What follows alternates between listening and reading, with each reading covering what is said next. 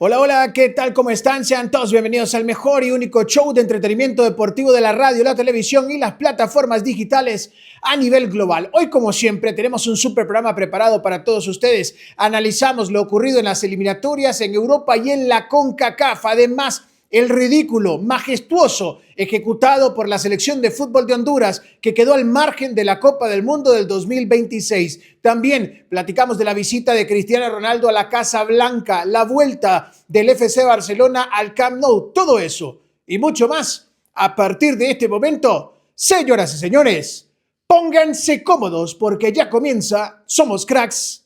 Arrancamos.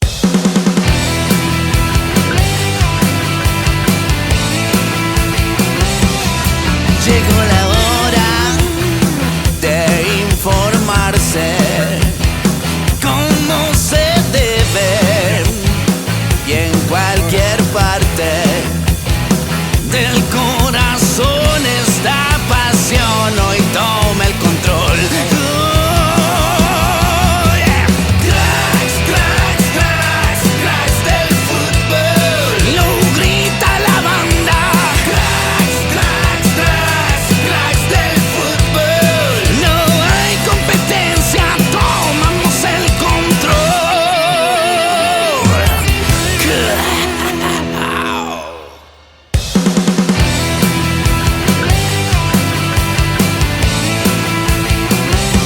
Bien, arrancamos el programa el día de hoy y vamos de inmediato con información, pero antes presento hoy a Alejandro, que nos acompaña en el estudio.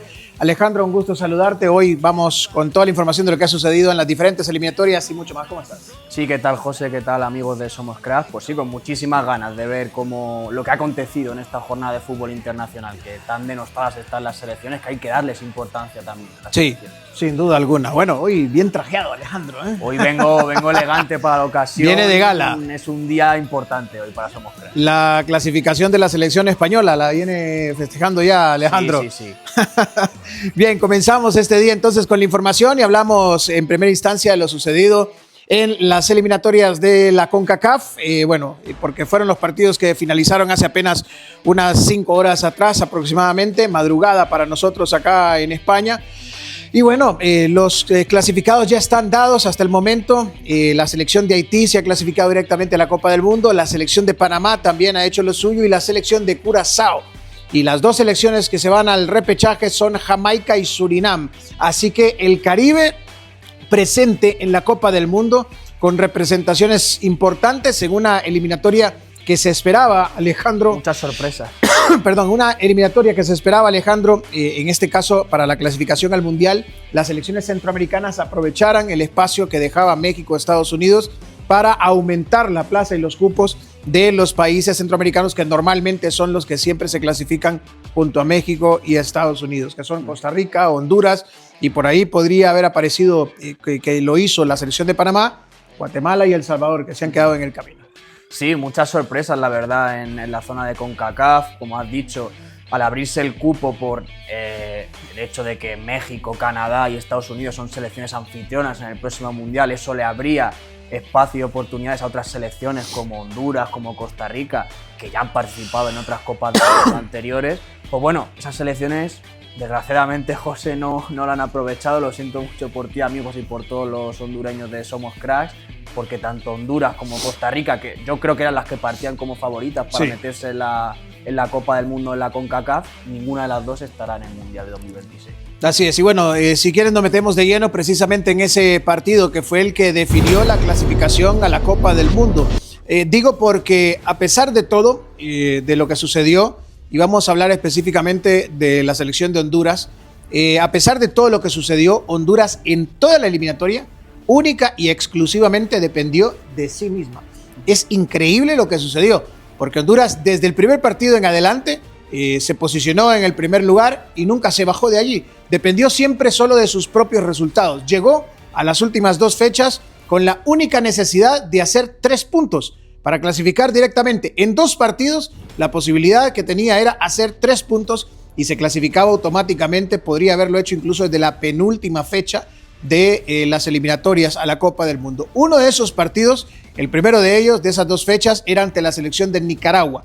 Una selección que en el papel, no solamente en el papel, es mucho más débil. Es una selección que, para quien no conoce el fútbol de la CONCACAF, es una selección que hace 10 años, 12 años, pues no tenía ni siquiera el conocimiento de lo que eran las reglas del fútbol.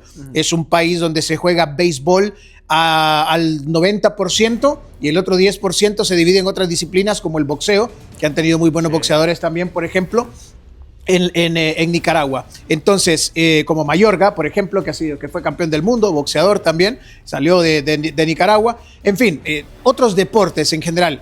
Hace unos 10, 15 años aproximadamente, Nicaragua empezó a traer entrenadores de Italia y de Alemania para preparar a los jóvenes, a los chicos, a los niños, para enseñarles este nuevo deporte para ellos y que empezaran a preparar mejor esa posibilidad de algún día poder por lo menos aspirar a una clasificación a la Copa del Mundo.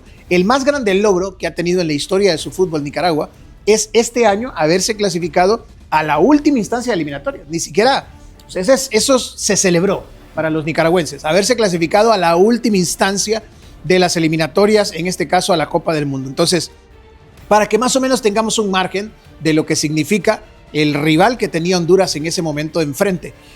Creo que ya lo dijo Edric Mengíbar, que el arquero de la selección de Honduras, que pecó el equipo completo de menospreciar al rival. Sí. Se llegó con un triunfalismo a Nicaragua, como que si ya ese día se iba a clasificar a la Copa del Mundo. Mucha relajación. Y Honduras se trae un 2-0 en contra. Entonces, en un partido que dejó asustados a propios y extraños por el resultado, por lo que había sucedido, es la única victoria que tuvo Nicaragua en todas las eliminatorias. Al final, en esta última etapa, pues, hizo 4 puntos, un único empate y el partido que termina ganándole a la selección de fútbol de Honduras. Ese triunfalismo, pues, termina destrozando las aspiraciones y de ahí es donde comienza la debacle, Alejandro. Necesitaba 3 puntos en los últimos 2 partidos, o sea, un 3 de 6 y finalmente ha logrado un 1 de 6, ¿no? Honduras, que prácticamente se ha metido un tiro en el pie a sí misma y ha dilapidado todas sus opciones de estar en el Mundial de 2026 cuando partía como la gran favorita del grupo, porque eso hay que decirlo así, era la gran favorita del grupo de cara a meterse directamente en ese Mundial de 2026, así que una tristeza enorme para el pueblo hondureño. Sí, bueno, ya después el partido de ayer por la noche, hora de Honduras, madrugada nuestra, 2 de la mañana fue ese partido acá en horario español. Pues bueno, la selección de Honduras tenía nuevamente la obligación única y exclusivamente de ganar. Tenía que ganar su partido en San José, en Costa Rica, ante una selección muerta de Costa Rica. Y perdón, no lo digo así menospreciando porque Costa Rica es el otro grande de Centroamérica y uno de los grandes de CONCACAF también. Que no es lo que era. Que no es lo que era. En primer lugar, digo una selección muerta porque muchas cosas se mezclaban. La afición no llegó al estadio porque ya no creían en esta selección tica, entonces como castigo el estadio se llenó a un aforo del 50% únicamente, en primer lugar. Segundo lugar, la prensa les tiró a morir antes de ese partido porque la prensa inmediatamente terminó la fecha anterior, publicaron estamos fuera del Mundial, o sea, ya se sentían fuera del Mundial y psicológicamente los jugadores ticos también se sentían fuera del Mundial, sin ninguna aspiración. Entonces, ibas a jugar contra una selección que ya se hacía eliminada. Ibas a jugar ante la peor generación de los últimos 30, 40 años que tiene Costa Rica también. Y tenías que sacar únicamente el resultado del triunfo, un 1-0, y te clasificabas directamente a la Copa del Mundo. Tampoco se pudo hacer. Vimos en la cancha, y esto pues quiero tomarme el tiempo para describirlo, vimos en la cancha una displicencia total, jugadores mediocres, y tengo que decir las cosas como son, porque mucho se creó en el entorno de esta selección, mucha prensa que le encantaba engolosinarles la oreja a los futbolistas, claro, por la prensa nacional, la prensa en Honduras es como para conseguir más entrevistas, para que te den el espacio, para que la federación te siga dando acreditaciones, entonces es hablar bonito y los jugadores ensalzados como si fuesen estrellas, y yo quiero hacerles poner los pies sobre la tierra. Son una selección de futbolistas mediocres que juegan en la Liga Nacional, que juegan en Honduras. Hay únicamente 2 futbolistas que están en el extranjero y que, bueno, uno de ellos es Arriaga, que está aquí en el Levante, y el otro de ellos es Palma, que lo hace, en el Lech Poznan de Polonia. Luego, todos son futbolistas nacionales, todos. Entonces, y van a seguir siendo futbolistas nacionales. Allí no hay que yo pueda decir en esa generación, este va a salir al extranjero, este es un buen jugador. Estamos ante la peor generación yo probablemente de la historia del fútbol hondureño. Y esta selección, aún con estos futbolistas, con este plano de futbolistas mediocres, se creyeron lo que no eran. Vos los veías llegar a los partidos y es como si se bajaran de un autobús de la Champions League, como que si llegaban las grandes estrellas del fútbol mundial, y no lo son, y no lo fueron, y lo demostraron que no lo hicieron tampoco. Una selección sin fútbol, sin calidad, sin dirección técnica tampoco, porque Reinaldo Rueda pues demostró a lo largo de esta eliminatoria que se quedó estancado hace 15 años atrás en el fútbol, en la metodología, en la implementación del fútbol, se quedó en el año 2010, 2012, y por eso no ha vuelto nuevamente después de el 2014, creo que fue la última Copa del Mundo, a tener éxito en ese sentido. Creo que hay que ir mejorando. Y la otra, pues obviamente es, que tengo que mencionarlo así también, Alejandro, la Federación de Fútbol de Honduras, igual, que ese es el centro, el epicentro del fútbol hondureño, total, pues está secuestrada desde hace 20 años atrás. Desde que asumió las riendas el actual presidente de la Federación de Fútbol de Honduras, Jorge Salomón, y su equipo, su escuadrón, su atajo de inútiles, Pepe Mejía, entre otros, y otros varios funcionarios que están en la Federación de Fútbol de Honduras, han estado queriendo quedarse con todo, venga para acá, venga para acá, venga para acá, y sin entregarle. Ahí le tienes. ¿Cómo? El resultado que ahí sí, le tienes. Y sin entregarle nada al fútbol hondureño. Claro. Entonces, este secuestro que ha tenido el fútbol hondureño ha sido: no fuimos a la Copa Centenario, la Copa América Centenario, no se fue a la siguiente Copa América, no se ha ido a Juegos Olímpicos, no se ha clasificado a ninguna Copa del Mundo, goleadas en la sub-17, goleadas en la sub-20, todo ha sido negativo. Veníamos de un proceso con el anterior presidente, Rafael Leonardo Callejas, en el que Honduras, en cuestión de 25 años, clasificó a todos los mundiales juveniles existiendo, 17, sub-20, Juegos Olímpicos, mayor, a todo lo que había se clasificó y se tenía una generación de futbolistas extraordinarios. Había trabajo. A día de hoy no hay trabajo. A día de hoy se toman a juego las cosas. Por ejemplo, para decidir que Reinaldo Rueda fuese el director técnico de la selección nacional, estuvieron como 8 meses buscando entrenador, sin tomar decisiones, diciendo hay que hacerlo con calma, y al final, pues aquí están los resultados. Sí, la verdad que es un desastre, tú lo estás describiendo a la perfección, conoces mejor la situación del fútbol hondureño que yo.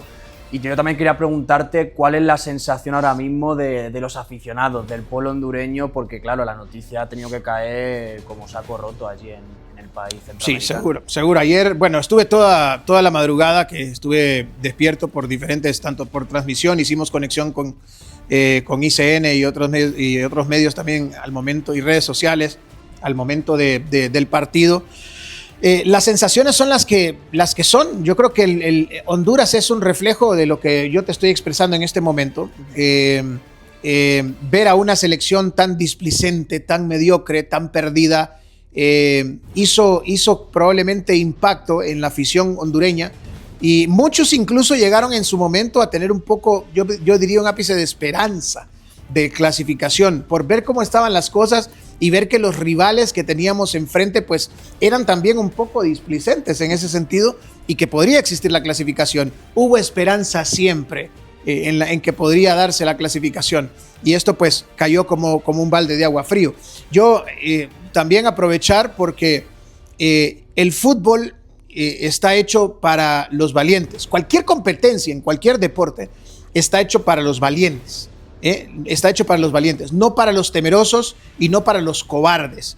¿Por qué hablo de cobardes? Pues me refiero directamente al arquero de la selección de fútbol de Honduras, Eric Mengíbar, que después de terminar el partido con Costa Rica, cuando le preguntan cómo viste el partido, cómo te sentiste, agarra los micrófonos en el peor momento que podés tener para decir: no, es que yo me retiro de la selección de fútbol de Honduras. ¿Quién sos, Mengíbar, para decir: es que me retiro de la selección de fútbol de Honduras?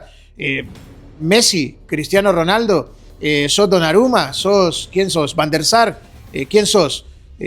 Realmente, pues bueno, ese es un acto para mí, y lo dije cuando sucedió con Lionel Messi también, es un acto de cobardía.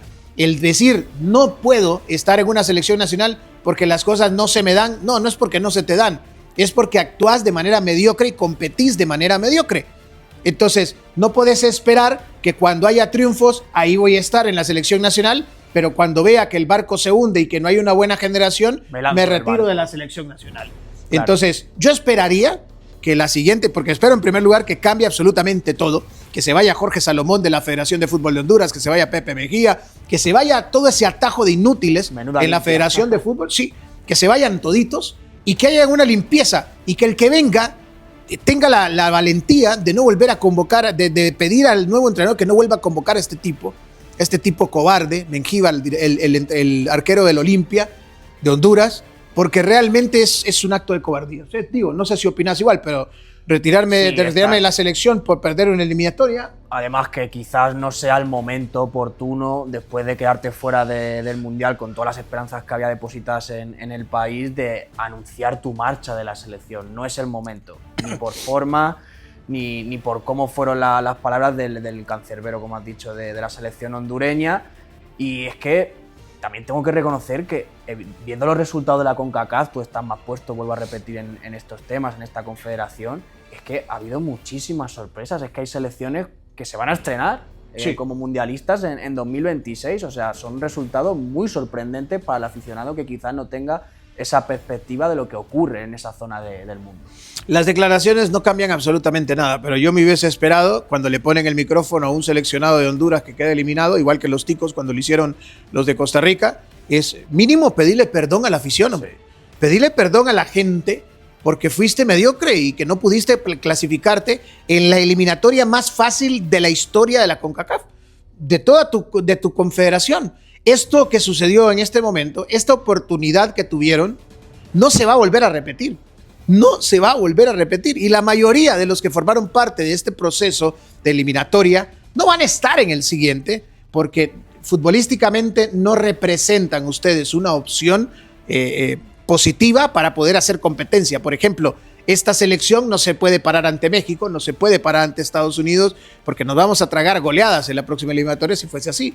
Entonces, volviendo nuevamente al punto, la CONCACAF tuvo la posibilidad de clasificar a la misma cantidad de siempre, de abrir siempre los 3 cupos directos y un medio, los mismos de toda la vida, pero sin México, sin Estados Unidos y sin Canadá. Era la opción de la vida. Y ya no va a volver a repetirse, porque no va a volver a haber un mundial en 3 países de la CONCACAF. Eso no va a volver a ocurrir nunca más. Yo se lo puedo apostar aquí, en este momento, que en los siguientes 100 años no se va a volver a repetir. O por lo menos no lo vamos a ver con vida nosotros. Claro, nosotros no lo vamos a ver. Eso no lo vamos a volver a ver nosotros nunca más, porque si vuelve a regresar la Copa del Mundo, dentro de 4 Copas del Mundo, 5 Copas del Mundo, vuelve a regresar nuevamente a la CONCACAF, no va a ser para que haya 3 países distintos. No va a suceder, a menos que de repente le dé a la FIFA por decir, hagamos un mundial en todo Centroamérica. Vaya, difícil.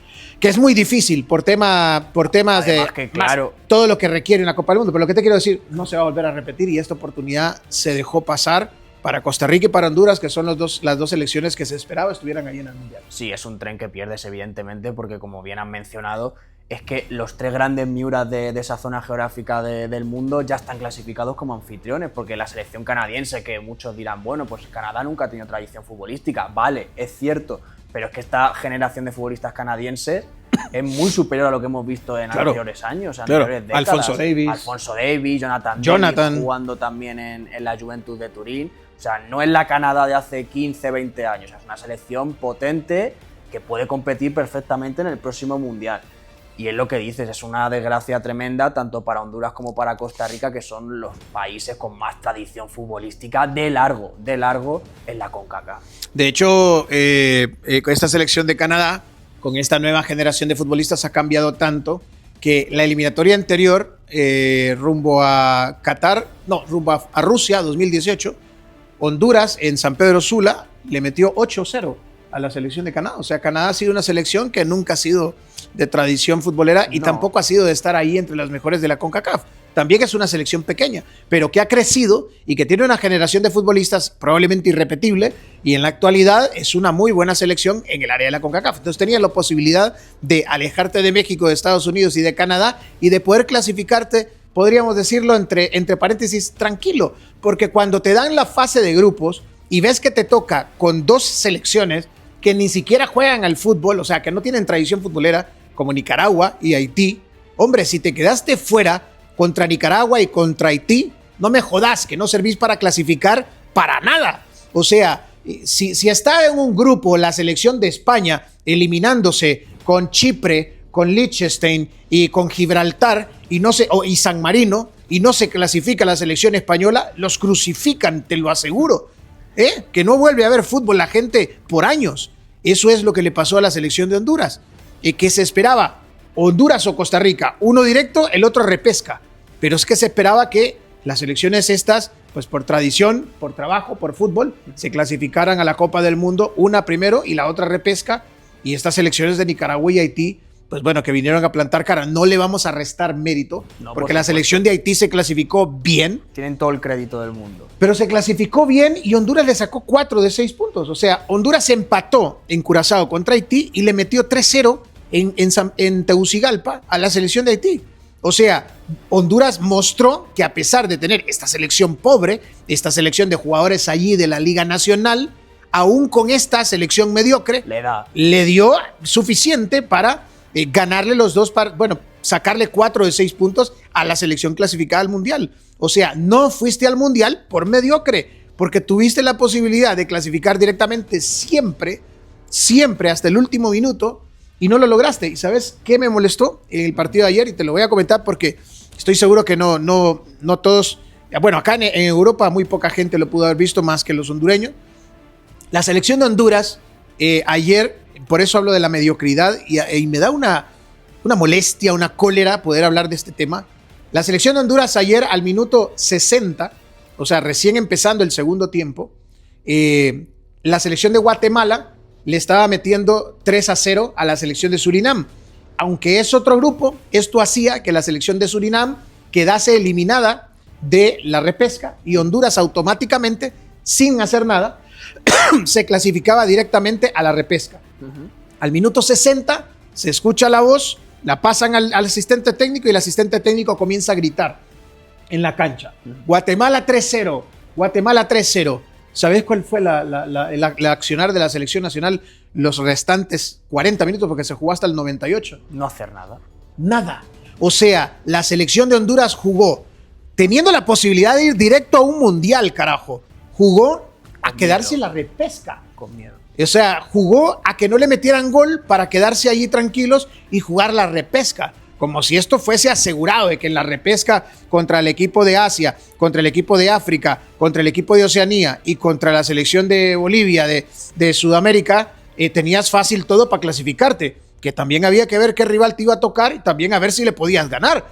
Si la selección de Honduras tuvo siempre en sus manos la clasificación directa y el accionar mediocre de Reinaldo Rueda, director técnico de la selección nacional, avisándole a sus futbolistas, está ganando Guatemala 3-0, es echarse atrás y decidir, bueno, quedémonos con el empate, no van ellos, nosotros no vamos directo, vamos por el repechaje. Claro, y luego Surinam marcó algún gol. Y luego imagino, Surinam claro. al minuto, para castigar la mediocridad, porque se empezaron a jugar todos los partidos al mismo tiempo. Sí, claro, al minuto 92, Surinam, para despedir el partido, anota un gol y Honduras allí se vuelve a escuchar un grito, el entrenador diciéndoles 3-1, Surinam. Necesitamos un gol. Entonces ahora sí necesitabas el gol. Claro, ya en el minuto 90. Al minuto 93. Claro, o sea, los últimos 5 minutos Honduras se fue con todo, pero ya no lo pudiste hacer en 90 minutos anteriores, 93 minutos, no lo ibas a hacer. Claro, lo que no pudiste hacer en 90 no lo vas a hacer en 5, es lo que estás diciendo tú y sí, la verdad que es una noticia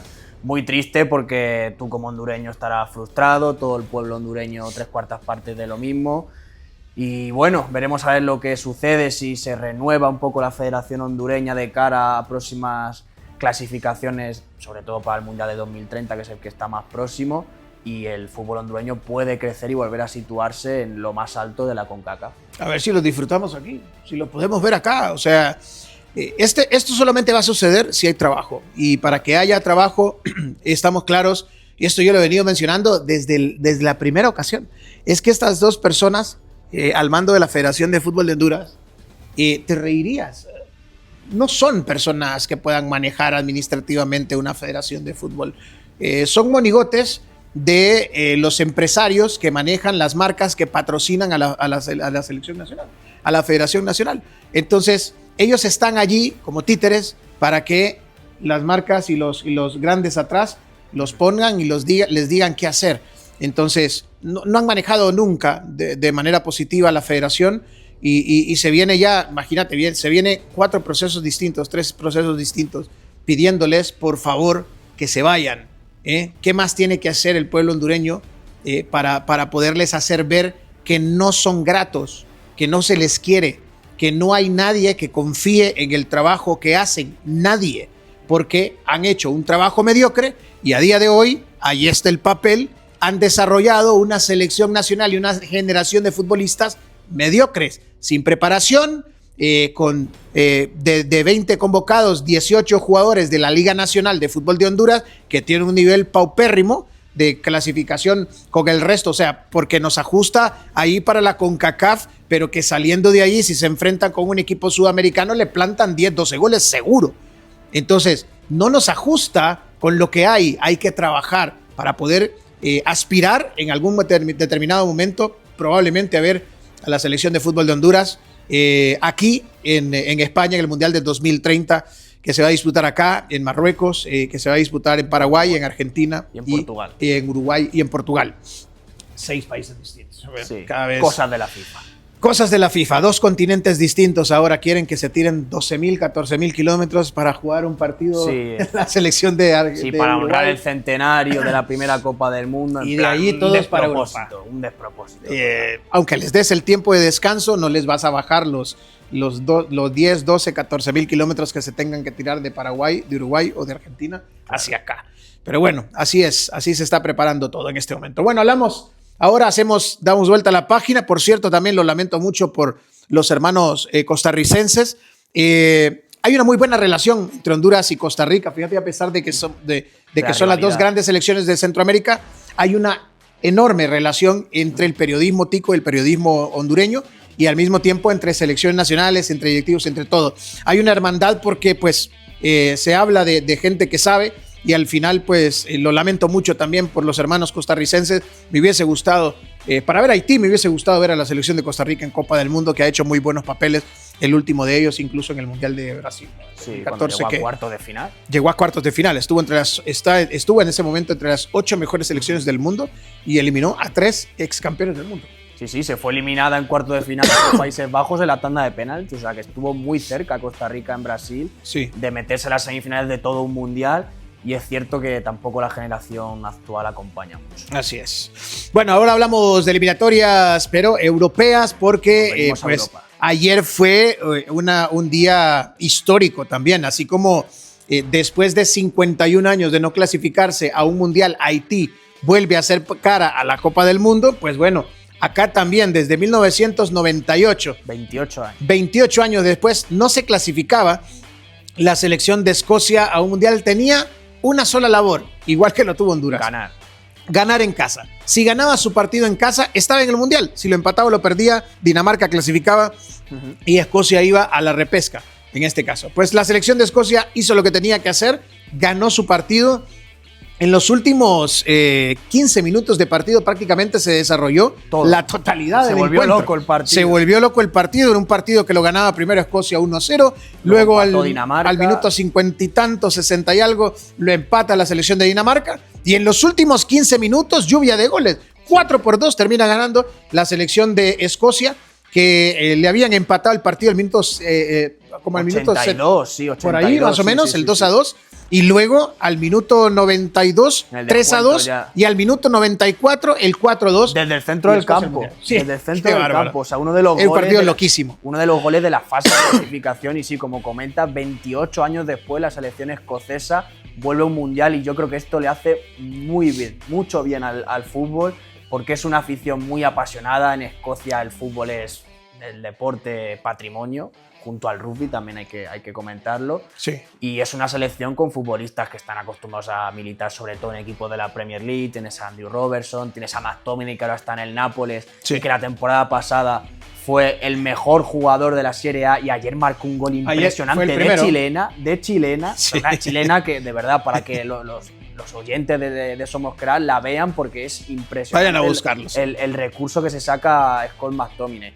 Y como digo, una afición que vela por el fútbol, que está encantada con su selección y que va a volver a ver a los suyos en una Copa del Mundo. Sí. Bueno, vuelve la selección de Escocia, Dinamarca, que también tiene una muy buena selección, una buena generación de futbolistas. Se ha clasificado, ¿no? al repechaje. Sí, Dinamarca La selección de Dinamarca va para la repesca. Así que, pues bueno, veremos todavía. Quedan 6 cupos. Ya está la mayoría de los equipos clasificados. Ya hay 42 selecciones clasificadas a la Copa del Mundo. Ya las vamos a decir en unos minutos. Pero, pues bueno, quedan todavía 6 espacios disponibles. Ayer, pues, fue un día en el que no solamente se dieron sorpresas, como la selección de Escocia que termina ganando a Dinamarca y clasificándose a la Copa del Mundo después de tantos años, después de 28 años, sino también podríamos decirlo, se enfatizó ya a cuáles eran las selecciones clasificadas que les faltaba matemáticamente nada más, porque por ejemplo España ya estaba en la Copa del Mundo, pero matemáticamente existía la posibilidad de que si venía a Turquía y te metía 12 7 goles de diferencia. 7 goles de diferencia, así porque eran en contra, una a favor y en contra, 7 goles de diferencia, pues entonces Turquía clasificaba directamente y la selección de España se quedaba para la repesca. No pasó. No sucedió, obviamente, pero al final, pues la selección nacional de España vino y confirmó su clasificación a la Copa del Mundo ya oficialmente y matemáticamente del 2026. Sí, no fue el mejor partido de la selección española, terminó 2-2 ese partido en Sevilla, en la Cartuja contra la selección turca, pero es cierto que ya también se notaba que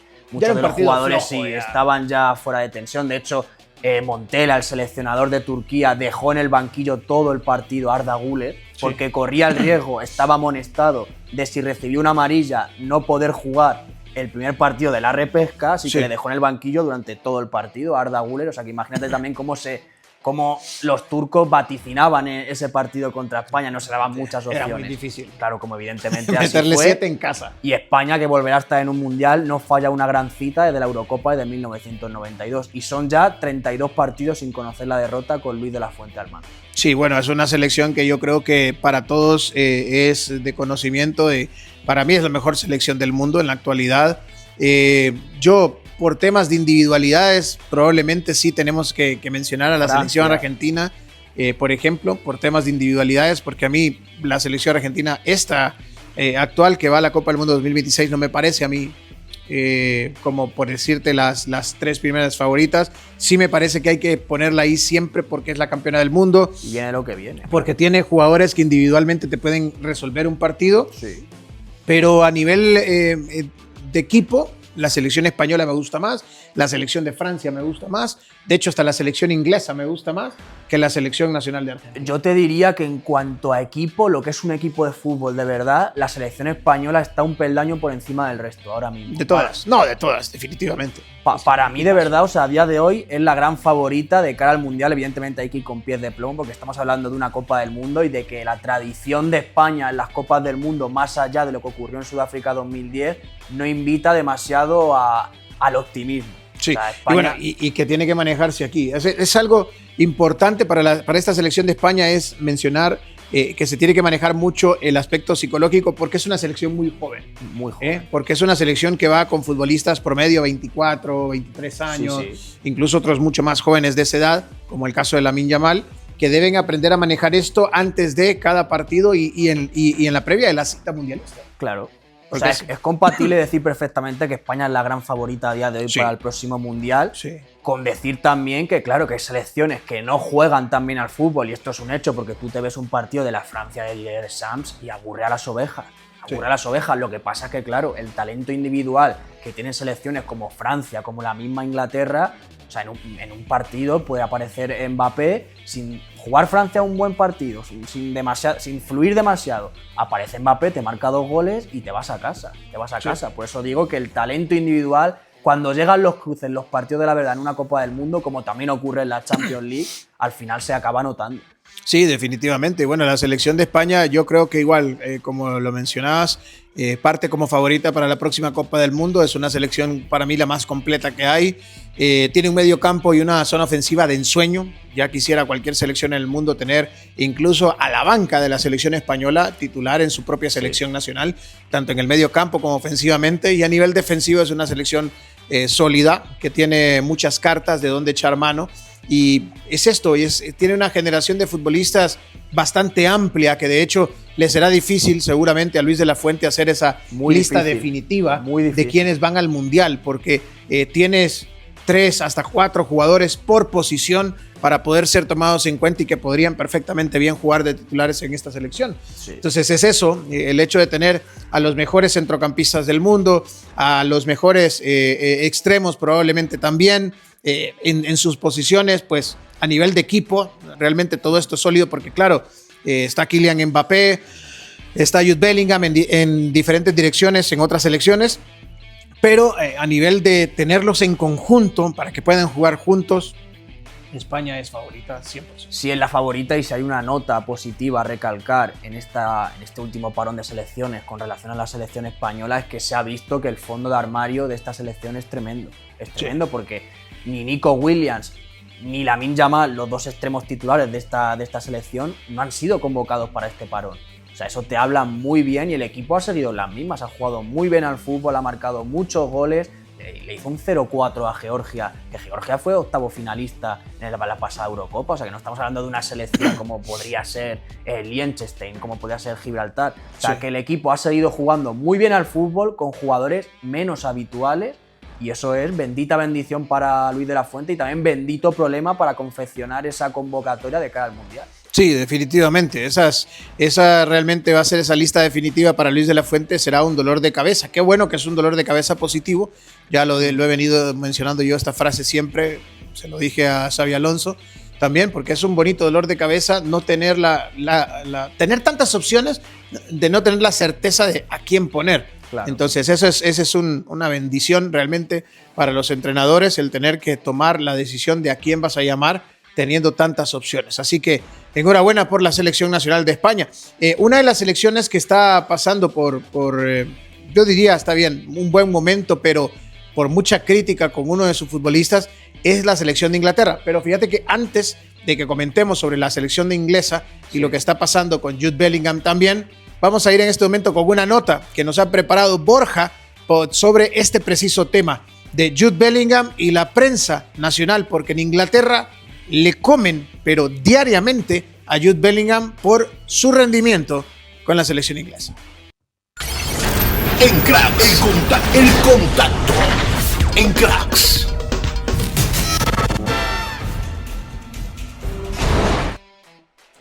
Buenos días, seguidores de Somos Cracks. Hay una noticia muy importante que comentar sobre un jugador del Real Madrid. Jude Bellingham está siendo muy criticado por la prensa inglesa. Paradójicamente, la selección inglesa ha realizado una clasificación mundialística impecable, donde todos sus partidos los saldaron con victoria. De hecho, en el último de ellos, en el que enfrentó a la selección inglesa y la selección albanesa, el resultado fue de 2-0. Hasta ahí parece una historia perfecta, un cuento de hadas, pero nada más lejos de la realidad. En el minuto 70, el seleccionador Thomas Tuchel decidió retirar del terreno de juego al jugador madridista, Jude Bellingham, cuando el jugador realizó una serie de aspavientos que al propio seleccionador no le gustó y le recriminó en rueda de prensa posterior. Desde entonces, la prensa inglesa se le ha echado encima, recriminándole ese liderazgo y esa falta de competitividad que sí que le reclaman que tiene en el Real Madrid. Pero nada más lejos de la realidad. El mejor jugador del partido de ese encuentro entre Inglaterra y Albania fue Jude Bellingham. Entonces, ahí está el paradigma. El jugador actualmente es una pieza clave, fundamental del Real Madrid de Xabi Alonso. Con Vinicius y Mbappé es un tridente llamado a ser el que debe de llevar al Real Madrid a los futuros triunfos y éxitos de esta temporada. Entonces, ahí está la crítica. Viendo a un Jude Bellingham descontento, sin sitio, sin hueco, con un Thomas Tuchel que yo creo que no le sabe transmitir su posición real. La posición más adecuada para Jude Bellingham es esa posición ya olvidada en el fútbol moderno, ese 10, esa llegada al área de segunda línea, esa creación de juego, ese último pase. Lo que pasa es que en Inglaterra se le recrimina y se le demanda más carácter defensivo, más creación de balón, más creación de jugadas, unas jugadas más complicadas para un Jude Bellingham con otras características físicas. Actualmente, Jude Bellingham es un jugador con mucha llegada, con mucha potencia y con mucho peso en el terreno de juego. Entonces, el problema realmente reside en un Thomas Tuchel que actualmente no lo considera una pieza clave. Jugadores como Phil Foden o el propio Jude Bellingham se consideran fuera del equipo y fruto de ello esos aspavientos en contra del comportamiento del conjunto inglés. Actualmente deberían de considerarse paradigmas en cuanto a cómo debe de llegar esta selección inglesa al Mundial del 2026 que está por disputarse en verano, ya que si quieren llegar lejos en este Mundial, el jugador clave y bandera de la selección inglesa debería de ser Jude. Bien, ahí estaba la nota. Muchísimas gracias, Borja, por la información de lo que está pasando actualmente en Inglaterra. Hacía memoria por ahí, Borja, Alejandro, de una situación que nos ocurrió cuando estábamos en Vallecas. Un periodista inglés se acercó a preguntarnos exclusivamente sobre Jude Bellingham y él mismo nos mencionó en esa ocasión que en Inglaterra se le estaba criticando mucho. Pues bueno, eso ha ampliado tanto que ahora la prensa, eso en general, le ataca porque aducen de que no está esforzándose en la selección inglesa como lo hace en el Real Madrid. Sí, muchas críticas está recibiendo Jude Bellingham. Yo creo que no tanto en cuanto al rendimiento, porque el otro día en el último partido de la selección inglesa fue nombrado MVP del partido y a pesar de que Harry Kane marcó los 2 únicos goles de Inglaterra, o sea, aún así, imagínate el partido que tuvo que hacer Jude Bellingham para ser nombrado MVP, a pesar de que su compañero hizo 2 goles, los 2 únicos goles del partido. Bueno, pues en el momento de sustituirle, Thomas Tuchel, el seleccionador de los Three Lions, de la selección inglesa, en el momento de sustituirle a Bellingham, pues no le gustó mucho. No le gustó mucho la decisión del seleccionador. Y bueno, y aspavientos y movimientos que quizá pues no le gustaron demasiado ni a los propios aficionados ingleses ni tampoco al seleccionador, a Thomas Tuchel, que le dejó un recadito en rueda de prensa. Y eso es lo que le achacan desde Inglaterra, porque parece también que hay una guerra abierta entre algunos medios, creo que es el Daily Mail y el padre de Jude Bellingham, que por lo visto en las últimas semanas el hombre no para de meterse en trincheras. En líos. No para de meterse en trincheras enemigas. Y sí, muchas críticas para Jude Bellingham, pero yo creo que en lo futbolístico está fuera de toda duda que debe de ser, junto a Harry Kane, el líder de la selección inglesa. Tengo que hacer la pregunta porque ¿será que porque esto está haciéndose muy común, pasará algo en el camerino? Digo, no, yo sé que no hay una división, ni hay problemas, ni mucho menos, porque eso me viene de buena fuente, que no hay ningún problema en el interior del Real Madrid. Pero el hecho de tener tanto futbolista joven, tanta estrella, porque no es con futbolista tanto joven, ego, tanta estrella joven, generará esto, digo, porque ya le pasó a Vinicius Junior, ahora Jude Bellingham, otro jugador de Real Madrid que viene al mismo punto, a hacer berrinche cuando le sustituyes. Nadie quiere salir, todos quieren ser estrella. Esto es parte de lo mental que te decía yo también de los futbolistas jóvenes, que tienes que aprender a manejarlo para que no ocurra constantemente ni en sus clubes ni a nivel de selección, porque bueno, estos problemas, el problemón que generó a nivel de prensa Vinicius Junior con su berrinche, y ahora el que está generando también Jude Bellingham por tema, primero era por rendimiento y ahora también que se mezcla y con toda la razón lo dices, este tema de el haber salido pues en medio de berrinche después de que le dicen que tiene que ser sustituido. Sí, es difícil gestionar los egos en un vestuario, sobre todo como el del Real Madrid, en el que se juntan tantas superestrellas, Mbappé, Vinicius, Bellingham, Arda Güler, Valverde. Es muy complicado gestionarlo todo, y es la parte que le corresponde ahora a Xabi Alonso, porque yo creo que tácticamente sí que se ha demostrado que Xabi Alonso está muy capacitado para dirigir el barco del Real Madrid. Es un buen gestor. Claro, pero ahora le hace falta ser el buen gestor que era Ancelotti. Sí. Que a Ancelotti le recriminábamos justo lo contrario, que tácticamente era un entrenador que no aportaba en muchos momentos buenas decisiones, pero que sí que era un buen gestor de vestuario. Esto yo creo que es lo que todavía está por ver de Xabi Alonso. Y dice que el mismo Carlo Ancelotti, en una entrevista que dio para un medio de comunicación aquí local, lo dijo, que no sé, él se sorprendía cuando se le decía que él solamente era un gestor, porque dice que el 90% de su trabajo en el Real Madrid durante los años que él estuvo fue táctico. Entonces, Yo tengo ahí mis dudas, mis dudas. Pero él así lo dijo. Dice, Sí. el 90% del trabajo que yo hice fue táctico. Yo no entiendo por qué dicen que yo solo soy un gestor. A ver, evidentemente tiene algo más. Para ser el entrenador más laureado en la historia de la Copa de Europa tienes que tener algo más, tienes que aportar soluciones tácticas. No solo es un alineador, como también se le llamaba a Zidane en su día. Sí. Pero es cierto que Ancelotti se ha brillado con luz propia en algún aspecto. Yo creo que es en la gestión del vestuario. También la parte de la táctica puede ser precisamente lo que a muchos nos incomodó, ¿no? El ver que no se entrenaba. Bueno, porque los entrenamientos de Real Madrid eran muchísimo más, era como ver a un instituto entrenando, o era un cole entrenando. O sea, se divertían, hacían jueguitos y esto, pero era como muy libre, ¿no? No había presión de haz esto, haz lo otro, cumple con esto, cumple con lo otro, no te muevas de esta línea, no te muevas de la otra. No había preparación Era de los como partidos. muy abierto a diviértete, Vinicius, pásenle la pelota y que se divierta, Rodrigo, diviértete. Claro, que le llegue el balón a los buenos y que los buenos ya resuelvan el partido. El partido, y claro. correcto, pero bueno. Ahí está. Antes de ir cerrando con este tema y de irnos a la pausa, Alejandro, bueno, malas noticias vienen desde uno de los partidos amistosos que se disputó también este fin de semana, y es precisamente la selección nacional de Brasil. Había emoción o alegría, por decirlo así, porque Carlo Ancelotti, incluso fuera de Real Madrid, parece que sigue trabajando para Real Madrid. Ojo, no digo que con esto Real Madrid sigue pagando para que le ayude, simple y sencillamente que es tan madridista, Carleto, que sigue haciendo de las suyas para que el Real Madrid le vaya bien. Digo, también a la selección brasileña. Pero dice, bueno, vamos a probar con Eder Militao por la derecha, lateral derecho. Y cumplió a cabalidad. Y al Real Madrid lo que le falta en este momento en el tema de las lesiones es un lateral derecho. Entonces, pues también este juego pues emocionó o tranquilizó al madridismo. Pero bueno, en este partido ya Eder Militao vuelve nuevamente a recaer. Digo recaer porque es otra lesión muscular más y que se suma a la enorme lista y ahora esperar cuánto tiempo será. Veremos a ver, estamos a la espera de conocer el resultado de las pruebas médicas que se le han realizado en el día de hoy a Eder Militao, que cayó lesionado en el partido amistoso entre Brasil y la selección de Túnez. Yo no entiendo eso.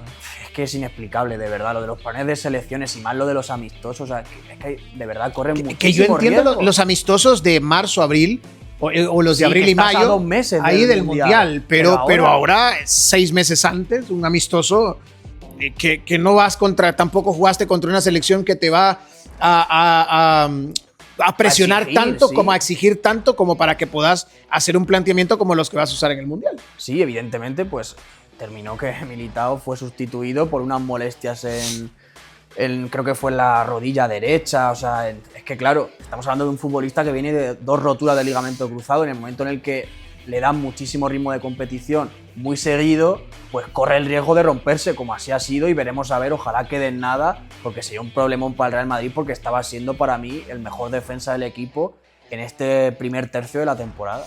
Ojalá que únicamente sea molestia o que haya sido también para buscar el descanso merecido también para Eder Militao. Digo esto porque, bueno, pasó con Kylian Mbappé, pasó con Dinghausen, estos jugadores que al final pues terminaron sintiendo cierta molestia y se terminaron retirando de las selecciones nacionales para venir a descansar y poder estar listos para lo que viene el fin de semana también con el Real Madrid. Así que ojalá y las cosas estén bien para Eder Militao y bueno, estaremos atentos a lo que pueda suceder este fin de semana, que por cierto estaremos allí nosotros también haciendo cobertura especial en el partido en Elche. Elche enfrenta al Real Madrid este fin de semana. Allí estaremos con cámaras y micrófonos de Somos Cracks para la cobertura completa de este partido de la Liga Española. Llega el momento de ir a la primera pausa comercial del programa, no se despegue, porque cuando regresemos seguimos hablando todavía de lo que ha sucedido en las últimas horas. Cristiano Ronaldo dos Santos Aveiro, entre los pocos deportistas en la historia que han estado invitados exclusivamente, una invitación individual para estar en la Casa Blanca con el presidente de los Estados Unidos. Vamos a la pausa y volvemos con más.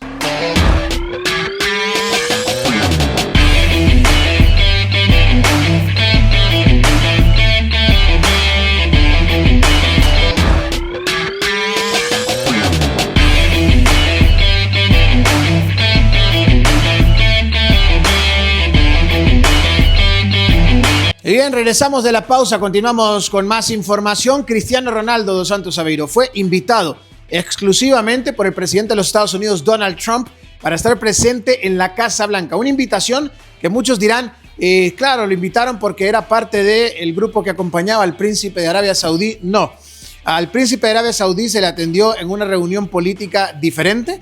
Se le atendió a lo largo de 2 horas y tanto, más o menos, estuvieron reunidos el príncipe heredero de Arabia Saudí con el presidente Donald Trump y tocaron temas netamente económicos. Y Donald Trump quiso extender, claro, la invitación, aprovechando que venía el príncipe saudí, para que llegara también a la Casa Blanca Cristiano Ronaldo, con quien se quiso reunir y al parecer tocar temas que tienen que ver con, obviamente, la presentación de lo que va a ser la Copa del Mundo 2026, dar un poco más de publicidad, pero también por lo que considera Donald Trump, la invitación de Cristiano Ronaldo es porque dice que para él es el mejor deportista, no lo pone como futbolista, que ha existido siempre. Lo pone como el ejemplo a seguir de los deportistas a nivel mundial en cualquier deporte. Sí, eligió buen embajador Donald Trump para presentar el próximo Mundial de 2026 y también hizo especial hincapié en que Cristiano Ronaldo es un ídolo para su hijo. Sí. No me extraña, la verdad, porque estamos hablando de uno de los deportistas más grandes, sí, de toda la historia. Hace poco en la entrevista que dio Cristiano Ronaldo a Piers Morgan, le dice que cuando le preguntan quién es la persona más famosa del mundo, Cristiano Ronaldo dijo yo. Él dice que él es la persona más famosa del mundo. Y Piers Morgan le pregunta, ¿tú te consideras más famoso, por ejemplo, que Donald Trump? Y Cristiano Ronaldo dijo que sí, que él cree que no hay una parte en el planeta donde no sepan quién es él. Lo dice Cristiano Ronaldo. Mucha gente lo tomó ahí a la broma y a eso, a la mofa de decir, bueno, que Cristiano que se cree el más conocido siempre y todo ha sido esto. Así, Él siempre ha sido así. Pero Donald Trump, sin recordar o remembrar lo que estaba diciendo Cristiano Ronaldo en aquel momento, lo dijo también en la conferencia de prensa cuando habló sobre Cristiano Ronaldo. Dijo, creo que voy a conocer, antes de ver a Cristiano Ronaldo, creo que voy a conocer a la persona más famosa que podría conocer en mi vida. Dijo vaya dos, ¿no? Vaya dos patas para un banco, que diría. Le tiró flores también Donald sí, Trump diciendo que sí, en efecto, es la persona más famosa del planeta, Cristiano Ronaldo. Sí, es que probablemente, la verdad que sin exagerar, estamos hablando de 2 de las quizás 5 personas más famosas de todo el mundo. O sea, de una insignia en lo deportivo, en lo económico y en muchas más facetas de la vida, como es Cristiano Ronaldo, y del presidente de los Estados Unidos, que no deja de ser el hombre más poderoso del mundo. Eso claro. Es así, una realidad. Claro, un hombre capaz de decidir el futuro de otros países. Del mundo. De otros países, sí. O sea, y lo hemos visto, que muchos incluso pedían en esta nueva faceta, en este nuevo gobierno que acaba de empezar de Donald Trump, llegaron a pedir incluso hace un par de meses, 2 meses atrás, el Premio Nobel de la Paz, porque en cuestión de no sé cuántos meses que lleva de gobierno, paró 8 guerras. Entonces, bueno, ese es el poderío que tiene Estados Unidos. Y el presidente no sé yo ser merecedor de ese premio, pero bueno. De la manera en la que para la guerra, sí, por ejemplo. Sí. Pero bueno, se decía, bueno, lo que no ha podido hacer ningún otro presidente, llegar a la mesa de negociaciones y parar guerras importantes que han sucedido a lo largo de todo este tiempo en el mundo entero. Pues ese es el poder del presidente de los Estados Unidos. Total. Yo creo que podría ser vos, podría ser yo, pero si somos presidente de Estados Unidos, tienes un poder especial sobre el resto del planeta, definitivamente. Total. Porque es la nación más importante, poderosa, económicamente hablando también del mundo entero, ¿no? Sí, totalmente. Es que estamos hablando de, como he dicho, uno de los hombres más poderosos del mundo, si no el que más. Sí. Si no el que más, y eso Trump lo sabe. Y sabe que la influencia de Estados Unidos alrededor de todo el globo terráqueo es inmensa en cualquier zona del mundo. ¿Y sabes quién fue la primera persona que publicó la llegada de Cristiano Ronaldo? Bueno, su llegada a Washington y cuando estaban en la Casa Blanca. No lo sé. Georgina Rodríguez. Georgina Rodríguez no perdió el momento, fashion también, para publicar, porque inmediatamente pisaron la Casa Blanca, hizo una fotografía en la que aparece una zona de los grandes jardines que tiene la Casa Blanca y que se puede apreciar algunas de las banderas y todo esto. Entonces se dio a notar, porque al principio parecía rumor de que Cristiano Ronaldo en la Casa Blanca, que sí, que no, que va a estar, a qué hora, porque fue todo un misterio al principio. Pero ya cuando Georgina sube esa fotografía, pues ya los medios de comunicación empiezan a publicar, Cristiano Ronaldo ya está en la Casa Blanca. Y bueno, pues de allí se esperaba la reunión. Primero se creía que iba a ser una reunión en conjunto al momento de la visita al príncipe saudí, que también iba a estar en esa reunión Cristiano Ronaldo, pero lo quiso dividir Donald Trump como para hacer notar también que no era uno por el otro, o sea que no había invitado a Cristiano Ronaldo porque llegó el príncipe, sino que eran reuniones aparte, y a Cristiano Ronaldo le recibe previo a la gran cena de gala que tuvo en la Casa Blanca con el príncipe y con toda la gente también. Entonces, previo a eso se reúne con Cristiano Ronaldo y luego, después de la cena, pues pronunció unas palabras para los medios de comunicación en las que pues ahí salen todas esas frases que hemos mencionado, Sí. que el hombre el deportista más importante de todos los tiempos, que sus hijos lo admiraban y que bueno, que es la persona más famosa que él podría conocer siempre. Así que Sí. ahí estuvo la reunión. Sí, la verdad que una reunión. A ver, yo sí que creo que tendría algo que ver, evidentemente, la llegada del príncipe saudí con también el aterrizaje de Cristiano en aprovechar Washington, el- porque claro, es que Arabia Saudí estamos hablando de un país que se quiere dar a conocer sobre todo lo deportivo y qué mejor embajador que Cristiano Ronaldo para promocionar el país Sí. y para promocionar también el fútbol y la Liga Saudí. Sí, así es. En vísperas para un mundial en el que también va a participar la selección de Arabia Saudí, o sea, es que lo tenía todo. Bueno, ahí está. Entonces, Cristiano Ronaldo en su visita, y lo que decía antes de irnos a la pausa, que esto es un detalle a tomar en cuenta. No son muchos, ojo, los deportistas en general, que han sido tomados en cuenta por un presidente de los Estados Unidos para llevarlos en una invitación individual a la Casa Blanca. O sea, que yo haga memoria, podría recordar un par únicamente. Me acuerdo de Michael Phelps, el nadador, después de romper el récord histórico de la mayor cantidad de medallas Olímpicas. en todos los tiempos en Juegos Olímpicos. Estuvo invitado Michael Phelps y estuvo invitado Michael Jordan en su momento también. Pero de allí, o sea, estamos hablando únicamente de grandes insignias deportivas de la historia. Que vaya dos, vaya O sea, dos han sí, sí, mencionado. que vaya no, dos. que no vas a mencionar, no puedes mencionar 5, pues. O sea, me refiero, grandes deportistas que hayan sido invitados exclusivamente a reunirse unos minutos con el presidente de los Estados Unidos. Claro, Y ya y- me imagino la agenda. Y Cristiano tiene más mérito aún porque estamos hablando de un deportista extranjero, porque tanto Michael Phelps como Michael Jordan son estrellas del deporte Estadounidenses. históricamente hablando, pero americanos al fin y Claro. al cabo. Estamos hablando de un deportista portugués como es Cristiano Ronaldo, o sea que le da todavía más mérito. Sí, le decía en la reunión anterior Donald Trump, es que surgen tantas cosas cuando hablamos de este tema, pero ya lo vamos a dejar. En la reunión anterior que tuvo al príncipe de Egipto, Donald Trump se reunió con el presidente de Portugal. Sí. Y dentro de las bromas le dijo, ¿tú crees que si Cristiano Ronaldo se lanza a la presidencia y tú también en las próximas elecciones, Cristiano te la gana? Y entonces el presidente de Titubeó, Portugal ¿no? titubeó y Le Donald entró Trump, el miedo. Donald Trump le dijo, tú sabes que sí te la gana. O sea, le dice que si Cristiano se lanza, te la gana. Probablemente. Ya, probablemente sí, dice. Pues como si se presenta aquí, por ejemplo, en España, Rafa Nadal, sin ir Sí, más sí. lejos, mi voto le tendría, eso seguro. O Andrés Iniesta. O Andrés Iniesta. ¿Te imaginas? Sí, sí. Ah, bueno, pero ahí está. Yo creo que hay que separar las cosas. La política, el deporte, y no ensuciar la imagen, porque ya cuando el deportista se mete en la política, aunque no quiera y aunque quiera hacer todo bien, pues se ensucia, porque la política es sucia, no hay política limpia. Sí, yo soy de los que piensa, fíjate, José, que por mucho que no queramos, la política y el deporte siempre van a ir de la mano porque los intereses políticos, los Sí. brazos, los tentáculos de los intereses políticos chapotean en otras zonas, en otros ámbitos como son el deporte y... Porque coges la popularidad.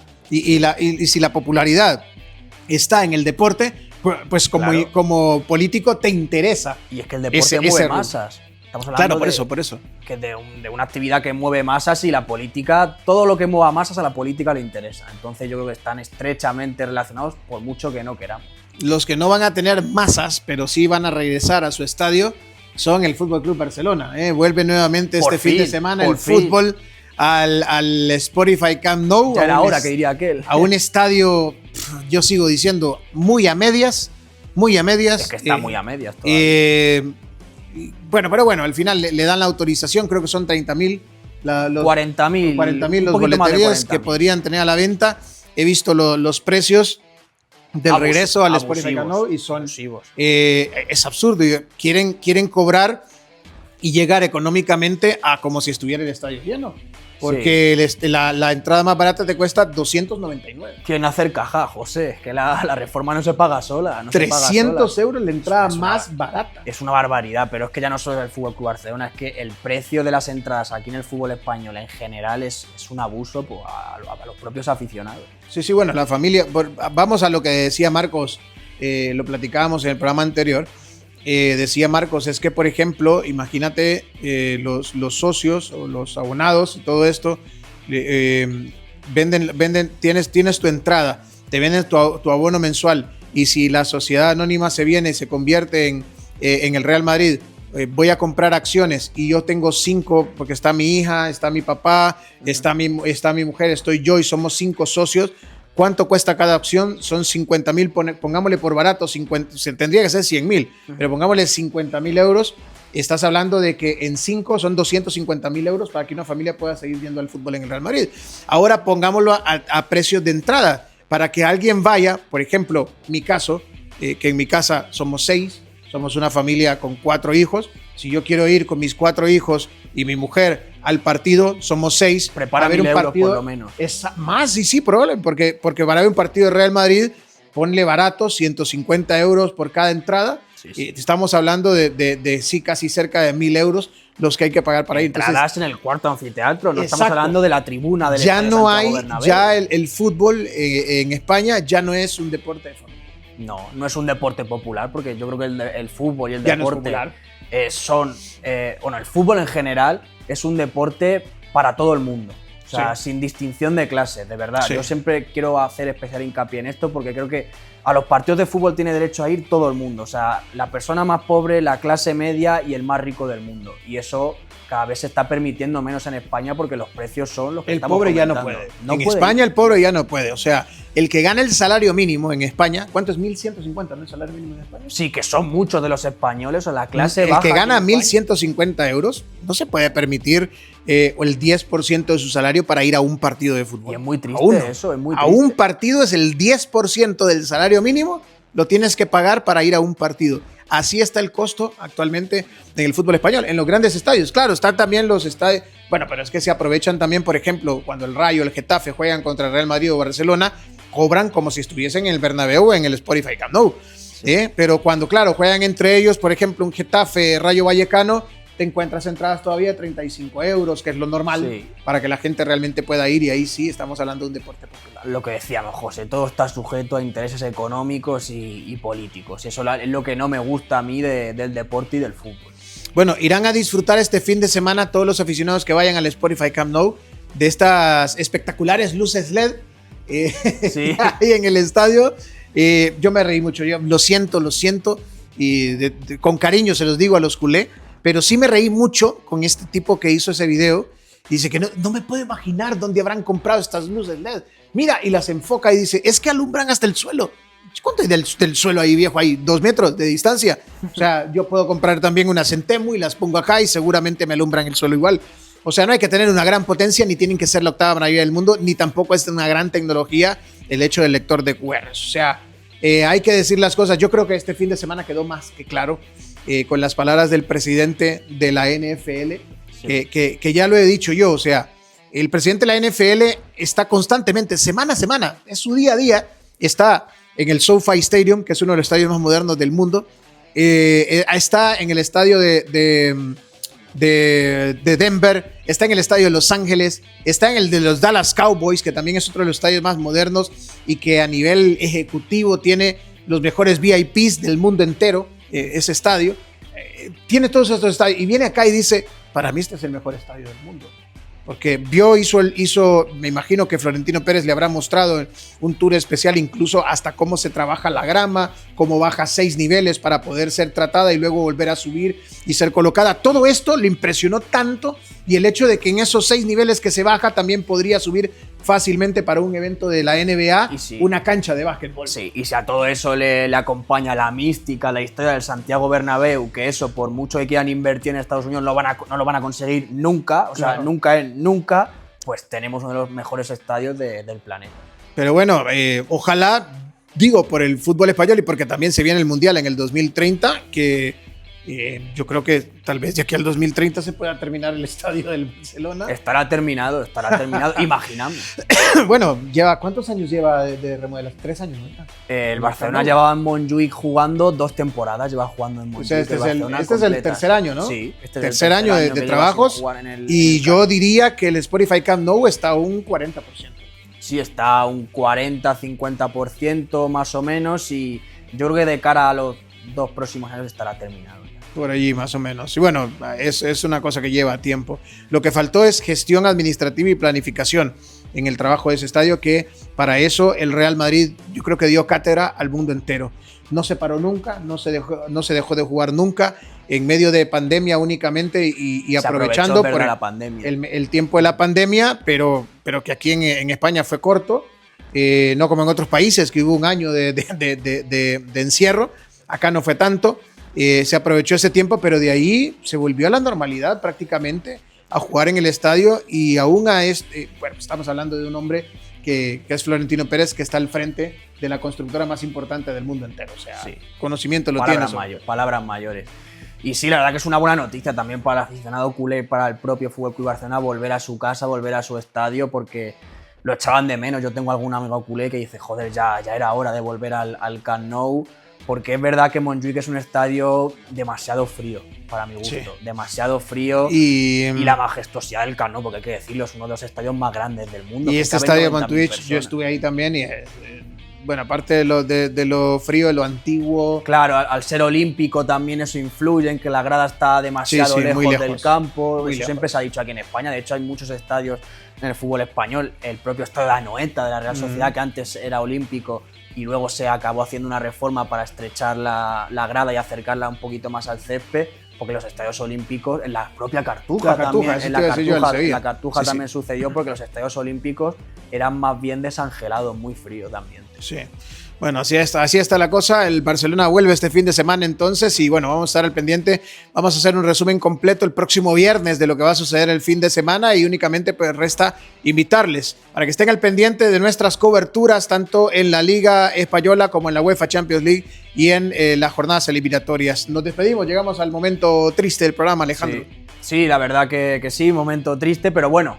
Llega otra vez el fútbol de clubes, buenas noticias, la Liga, la Champions, la Europa League, y ya no tenemos parón hasta el mes de marzo, José. Grandes noticias. De aquí en adelante vamos jornada a jornada, semana a semana, repartiendo tanto la Liga Española, la UEFA Champions League y todo lo que se pueda, porque el próximo año es el calendario más apretado de la historia del fútbol mundial. Vale. El calendario más apretado de la historia del fútbol mundial. Así, para que usted lo analice, porque no solamente hay repescas, eliminatorias todavía mundialistas, sino que también hay Copa del Mundo, hay Copa América, hay Copa África, hay Champions League, hay ligas, en fin. De todo. El próximo año los futbolistas élites jugarán 75 partidos. Y los futboleros no nos vamos a aburrir. No nos vamos a aburrir. Ojalá, nada más, que le vaya bien a los futbolistas de élite, que les permitan descansar, que les permitan el desarrollo muscular, la reparación del desarrollo muscular, para que no tengan este tipo de lesiones que los puedan incluso apartar del fútbol. Señores,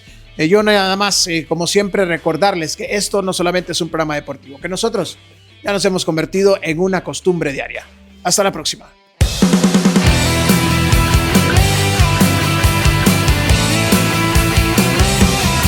Llegó la hora de informarse cómo se debe, y en cualquier parte del corazón esta pasión hoy todo.